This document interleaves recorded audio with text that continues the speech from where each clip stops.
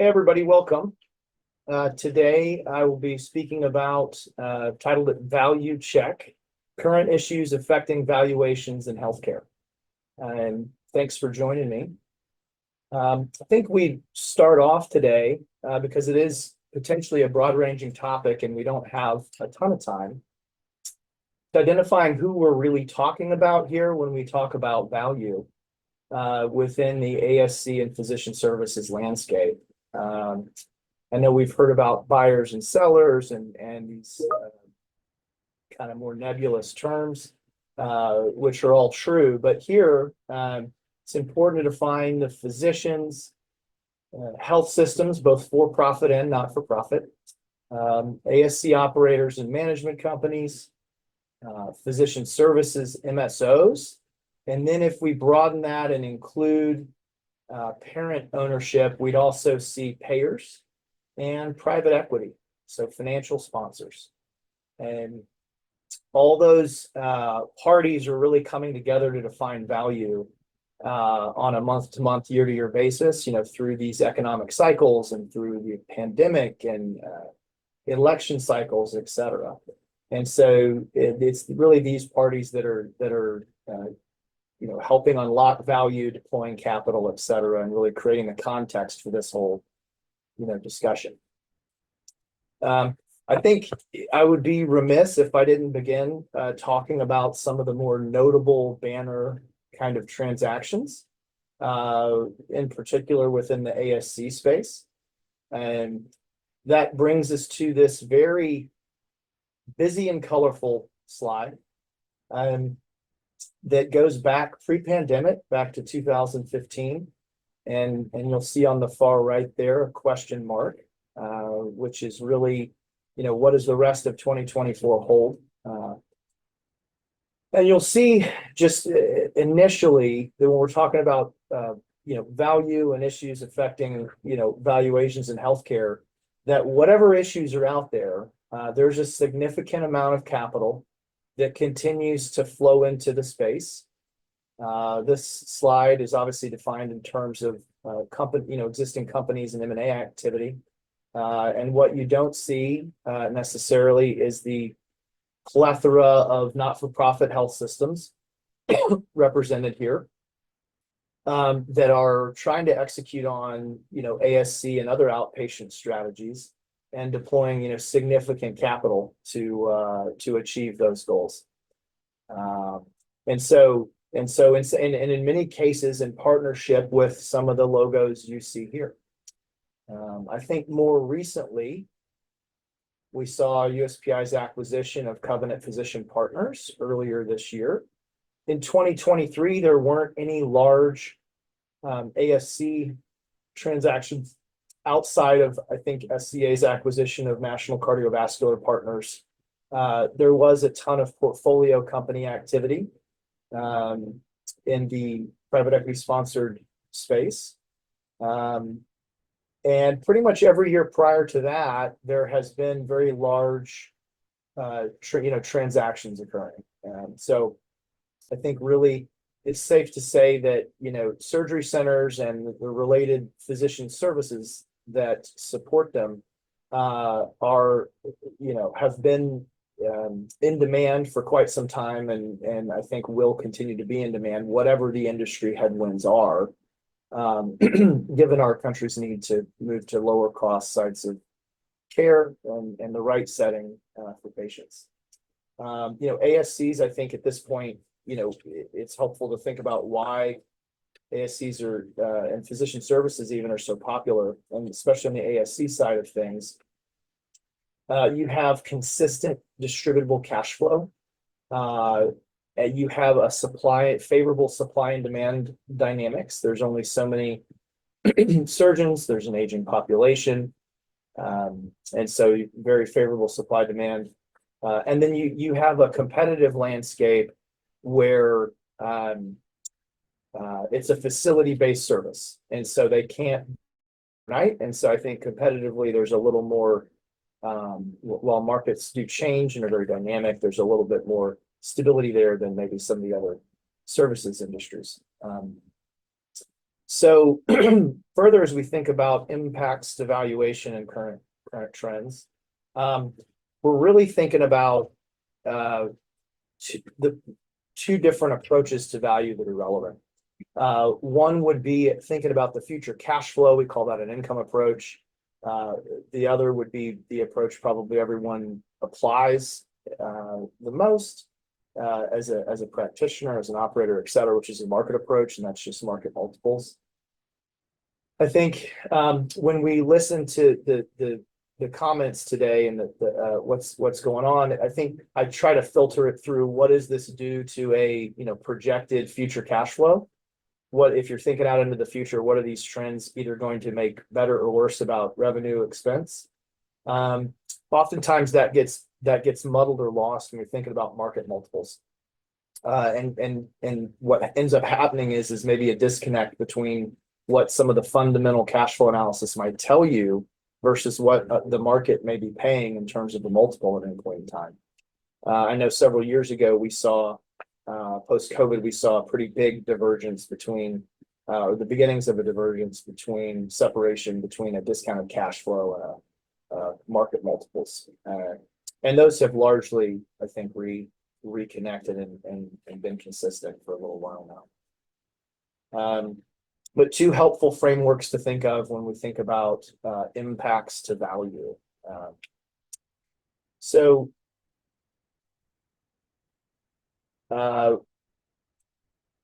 What we have here is an example of ASC structures. And there's really three broad models. So when we talk about ASC value, we're talking about a straight up joint venture, a three-way joint venture where a health system and a management company may own, or in a sort of a more rare case, health systems partnered with physicians where physicians own the majority. Transactions are fairly straightforward when we're talking about control, upfront cash in exchange for equity ownership. The management company, if there is one involved, generally gets a MSA arrangement. And then this notion of the strategic, once the transaction's done, any strategic benefits associated with scale, supply chain improvements, reimbursement improvements may actually create distribution repair. So what you have is from the physician or the original owner's perspective, dilution with respect to distributions, but those may have a chance to repair themselves. So when we're thinking about a control transaction, we're really talking about a specific part of the capital structure, not the entire capital structure, but a specific part. And we want to differentiate that with from a minority interest.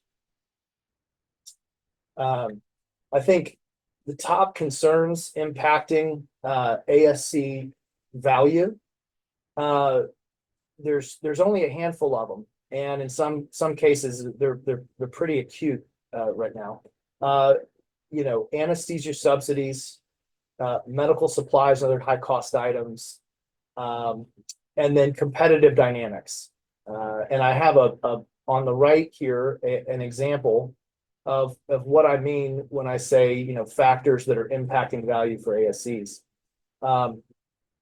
ASCs come in all shapes and sizes in terms of revenue and profitability.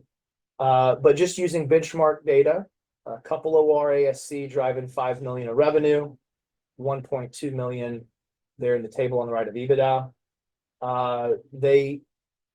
And this is surprisingly an actual case study here. They ended up to maintain their anesthesia coverage, had a $300,000 anesthesia coverage subsidy that they had to arrange to pay, as well as through some things that were going on with some of their suppliers, very large spike in supply costs. And so you very quickly go from a median margin in a surgery center environment nationally, 24%, to a potentially not financially viable margin of 12.7%, depending on CapEx. Certainly distributions take a big impact at that point.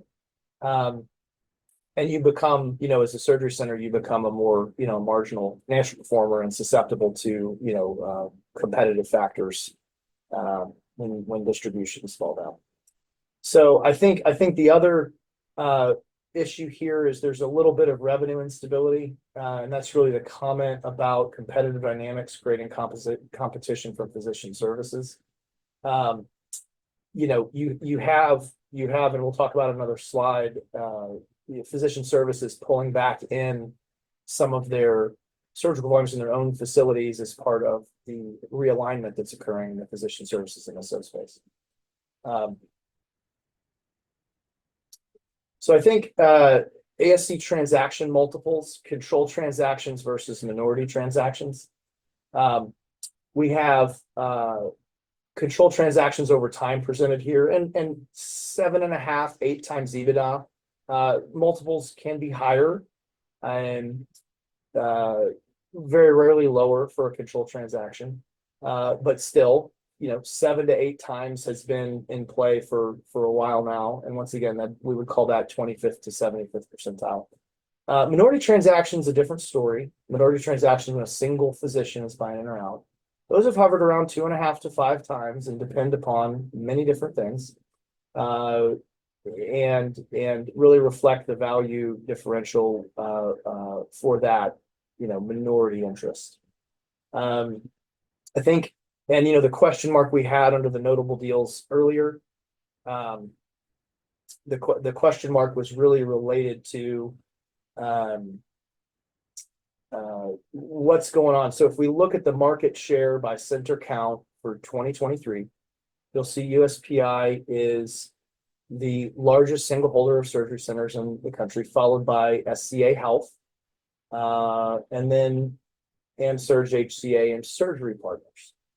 And as I think Bloomberg originally reported some months ago now, Surgery Partners may be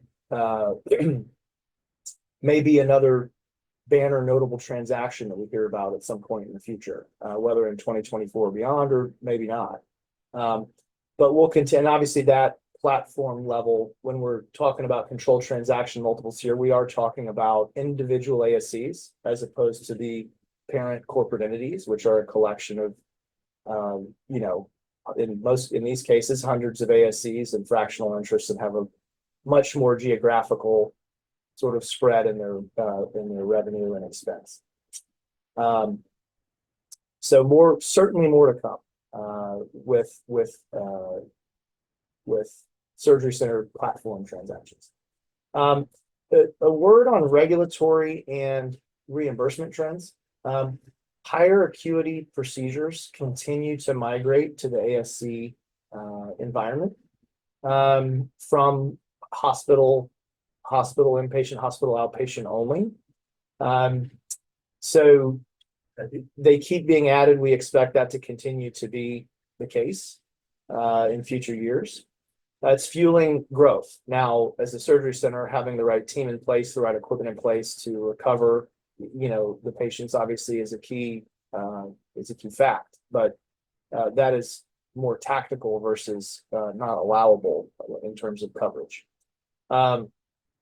Medicare reimbursement is expected to continue to increase, obviously a positive factor, but so do costs. And so, anytime there's a 2 to 3% reimbursement growth for Medicare, assuming commercial payers play along with that, revenue is going up on a per unit basis.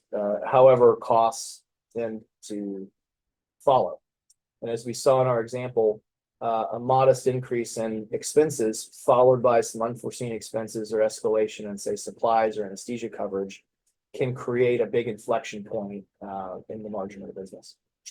The other thing that we keep our eye on state by state are governmental reactions to what's going on locally. Certain states like maybe Connecticut or New Jersey in the Northeast as a reaction to the historical transaction activity there. In Connecticut, the entrance of private equity into the state. transactions are receiving more scrutiny. And so that, I think, just nationally, that trend should continue. So I'm not sure that will impact value in so much as just deal risk. But it is worth noting, whereas in maybe North Carolina, we're seeing a reversal, in sort of the Eastern Seaboard of CON laws in some cases, which obviously, can change the competitive dynamics in a market pretty significantly, and address any pent-up demand or other, physician realignment that might happen because of it. So I think it's important to note as we think about the valuation implications and competitive dynamics, but in ASCs and practice settings, you may have a market-facing ASC, and you were physician office based and really reimbursed as a physician office, or a freestanding ASC and reimbursed as such. Historically, physicians would invest directly into ASCs, and quite often is the case, unless it is GI or ophthalmology, some other specialties as well. They didn't persist on a single specialty basis as much as a multi-specialty basis. And so what through the advent of the PE-sponsored physician services MSO market, physician groups, as they gain scale under that structure, may look to pull out of either multi-specialty ASCs or start their own single specialty ASCs within the umbrella of their MSO organization, and really pull those services into their fold. That and start new services. So I don't believe it will be a very hit or miss strategy, and not broadly impactful overall. We don't believe. However, in any particular market, that could be the case. Obviously, that would be a negative impact to whatever existing facility physicians are doing cases at, as your realignment occurs. But just important to think about the services in the ASC and the ownership, what we started with when thinking about value, because broadly, while one surgery facility may experience physician realignment, there is another that is on the receiving end of the value creation. So just as an industry, there's still a very bright future. I think as we switch gears and start thinking about the physician services structure and value, it's just important to note, whereas we went over ASC structure and a minority interest is for a fractional bit of the business, and that may buy and sell separately from control. Typically MSOs, unless there is some infrequent or unfortunate resent, typically trade at recap or liquidity event, as opposed to ASCs, which tend to historically, physicians may buy in and buy out, over time.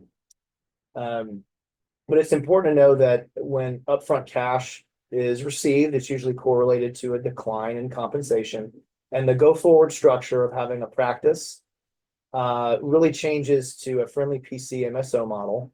And so the equity that value is created through is fundamentally a different organization. So any rollover equity, transaction components being comprised of cash, rollover equity, and then hopefully on a go-forward basis, income repair. The value creation occurs through an MSO, a management services organization entity. And so, not to get into the structure too much, but there is a disconnect between the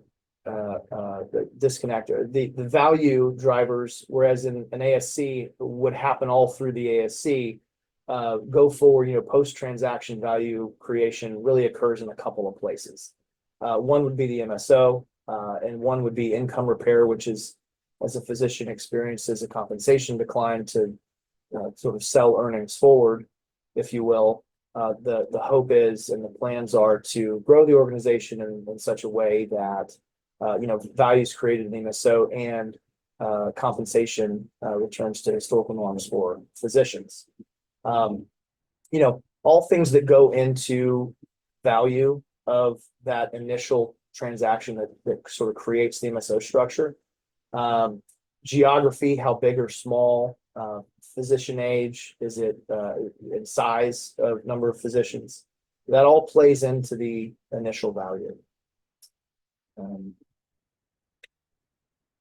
I think as we think about valuation multiples and top concerns for MSOs, the valuation multiples really exist. It's bimodal. There's two sort of frames of reference for, in most cases, for physician practice transactions. One is so-called tuck-in. The other is commonly referred to as a platform. And so when that generally is based upon size and complexity scale of the business, either in terms of revenue and earnings, number of physicians, complexity of services offered. There's no rules, but most people might be able to know it when they see it, as they say. Tuck-in multiples exist within a spectrum from 5 to 7 times. And say, I've never seen a transaction at 5 times in the physician services space, and I would show you a 1 or 2 physician practice that's rolling effectively all equity into holdco, very low cash. And they probably approach 7 or 7 to 8 times, depending on, once again, oftentimes size there. Platforms and similarly sized targets, whether they're joining an existing platform, maybe 8, 9 times or higher. Certainly in the probably the median is probably in the low double digits at this point. Although depending on a lot of factors, it does vary, quite a bit. And once again, it's not the same as differences in value of an ASC, where there is control versus minority. Here we're talking about control in both cases, but we are talking about the size and scale of an entity and how that plays into risk and value. So top concerns, and the last bit for today for value creation and MSOs. We talked about ASCs being anesthesia and supplies, a little bit of labor, but less so than maybe 2 or 3 years ago. Constraining earnings and profitability, and how that presents a risk to an organization, especially if you're already more marginally financially performing. It's going to be harder for independents and ASCs to stay independent with those kind of conditions. And once again, being a driver of transaction activity. And then, on the physician services MSO side, the challenge for a newly minted platform would be driving profitability under this new structure, this new MSO structure, which differed from the prior, in most cases, the prior professional practice operations, while creating avenues for income repair. So growing services and holding physician compensation flat, oftentimes physician compensation being the single biggest expense line item in the P&L of a physician practice. So doing those two things, creating scalable, profitable growth while increasing income, hard to do, but the task. And then also recruiting physicians to support organic growth while integrating and growing tuck-ins and using certain tools like incentive equity to do that. Difficult to do. It's a very competitive physician labor market in most cases. If we think back to the cast of characters we discussed at the beginning, not only are you trying to hire the multi-specialty group of the physician enterprise associated with the local health system is trying to recruit all the same from the same labor pool. And so, demonstrating and achieving organic growth through adding physicians and then also acquiring and integrating physicians is a concern. it's one difficult, but also you can go too fast or not fast enough. And then thirdly, managed care negotiations do not always yield results. I think what we're seeing is that, in many cases, especially for some MSOs that perhaps have, had certain billing procedures, let's say, when it comes time to try to achieve a better outcome in terms of revenue per unit, they don't always materialize results. And to the extent that part of the value creation plan, was hinged upon increasing net revenue per unit, and that takes, it's not immediate if it can happen. Maybe it takes several years. In the meantime, if that were to fund income repair and fund, the organization, it can be very challenging. So top concerns for MSOs being about the blocking and tackling and the execution of building and growing the organization, whereas a little bit different than some of the fundamental concerns from on the ASC side of the house. So I think that concludes my presentation for today, and I thank everybody for joining me.